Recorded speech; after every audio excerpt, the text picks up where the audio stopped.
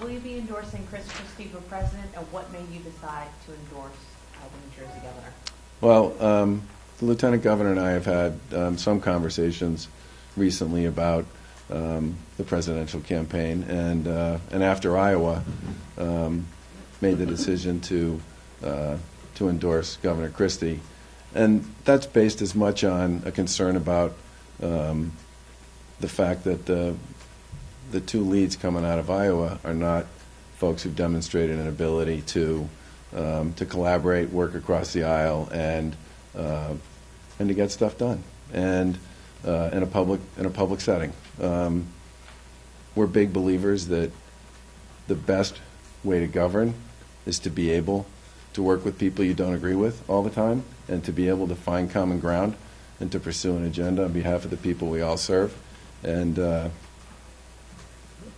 based on Governor Christie's record as a Republican in a deep blue state, New Jersey, where he inherited an enormous budget deficit and a whole series of other very significant economic and fiscal problems, he did a pretty terrific job of working across the aisle with the other party to get a lot of stuff accomplished on behalf of the people in New Jersey, and that's why we're endorsing him.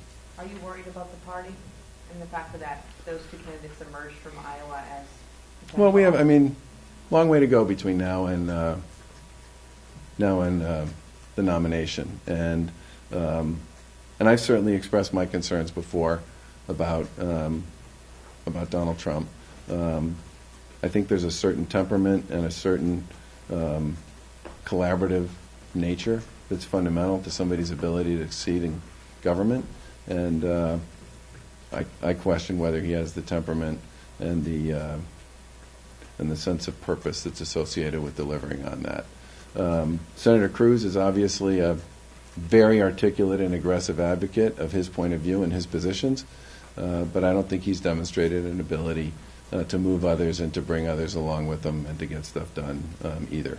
Whereas I do believe that Governor Christie has been able to do that.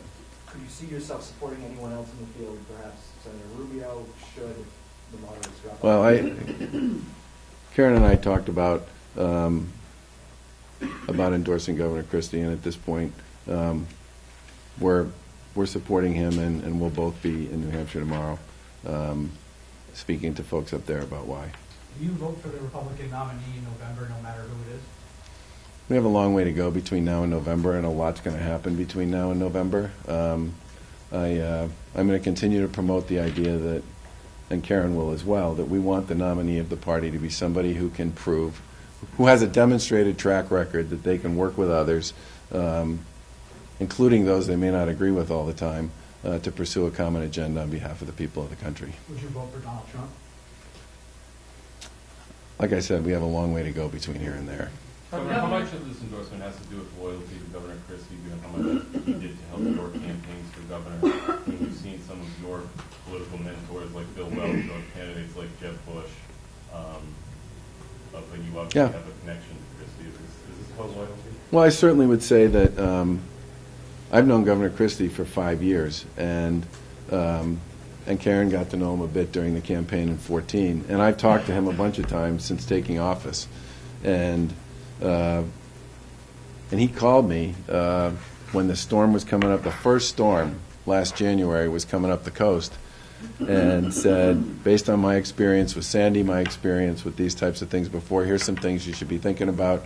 And I really appreciate the fact that he's been somebody who has reached out to me at various points along the way and just said, look, this is, based on my experience, this is something you should be thinking about, and here's how I would advise you. And some of that advice I took, some of it I didn't, but I very much appreciate the fact that he was somebody who took a real interest, not just in the political aspect of all this, but in helping Karen and me succeed in governing here in the Commonwealth. Governor, given Governor Christie's positions on the Democratic Party's already bringing this out, defunding Planned Parenthood, climate change, Wall Street reform, so many significant ways in which you guys differ, was this a difficult decision for you in some ways, knowing that not all your constituents are going to be on board with that? Well, I obviously, and I have said this before, I have different points of view on many issues associated with the policies and the positions that have been taken by the people who are running for president on both sides. And I am a strong and aggressive supporter of marriage equality. I've been pro-choice for virtually my whole adult life. I support Planned Parenthood. I mean, Karen and I have both made clear that climate change is a fundamental fact of life and something that we've been working with our administration and with the legislature and with others to pursue solutions on. But as I said, for us, the big issue here, the litmus test is, can you demonstrate an ability to work with people you don't agree with to get stuff done that matters to your constituents? And on this one, I think Governor Christie has a very strong track record. How invested do you intend to be in terms of campaigning for him going up to New Hampshire in the next few days? Or Well, Lieutenant Governor and I will both be up there tomorrow. As I said, we haven't planned anything beyond that, and both of us plan to be at work on Monday doing our day jobs. I mean, I said from the very beginning, and Karen has said this too, that the people of Massachusetts elected us to do a job here in Massachusetts, and that's going to be our primary focus, period. Governor, do you think Carly Fiorina should be allowed to debate? That's a big discussion point among candidates and so forth right now. That's a call to be made by people who are engaged in that debate process, and I don't really have an opinion on that one, Matt. Governor, up until now, you've been a little shy, gone shy about wading into national politics. Yep. Are you concerned that by making an endorsement in the race that people might start to view you in a more partisan way? People in Massachusetts. I think Karen and I have talked about that. I think for us the results coming out of Iowa forced us to have a further discussion and conversation about this, and I don't ever want anybody. I don't ever want to be in a position where people say, you never had an opinion on something of significance and importance. And while I certainly don't want people to believe, because it's not true, that national politics are a fundamental focus of either the Lieutenant Governor's day or mine, it's very important to me that the leader of the Republican Party be somebody who has a demonstrated track record of proving that they can work with others across party lines persistently and diligently to pursue a common agenda. And I think in that particular case it was important for us to speak out to that. Are you concerned about the allegations against Governor Christie and the Bridgegate scandal? Say again? Are you concerned about the allegations against Governor Christie from the Bridgegate scandal? Well, as I understand it, there were 3 separate investigations associated with that, including one by the legislature in New Jersey and by the Obama administration, and they all concluded that basically he didn't know anything about it. I think that's pretty compelling evidence.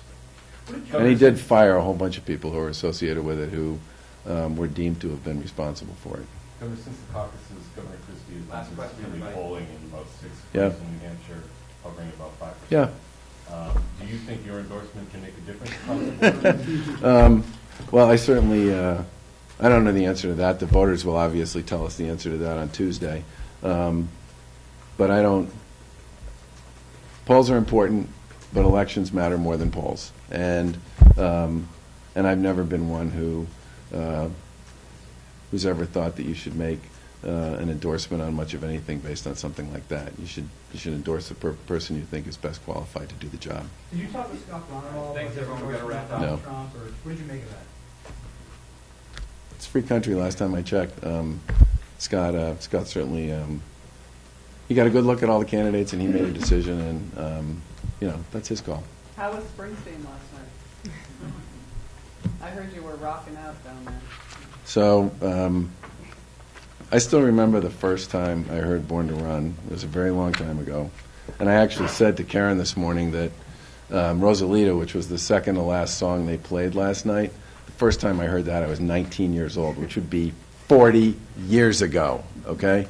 So the quality of their performance and the endurance of that band, and the crowd, by the way, was really a sight to behold. And my favorite part about the whole thing, in addition to the quality of the music and the band and all the rest, was the number of parent-child groups I saw there. Lots of moms and dads with sons and daughters, which I thought was a really cool thing. But it was a great concert, and I wasn't at all surprised by that at all. Thank you. No. I was with a bunch of my friends. We were just hanging around. Were you happy to see Senator Lee come in third in Iowa? As I said, I was primarily interested in speaking on behalf of Governor Christie, and the reason for that is his demonstrated ability to work across the aisle and get stuff done. Thanks.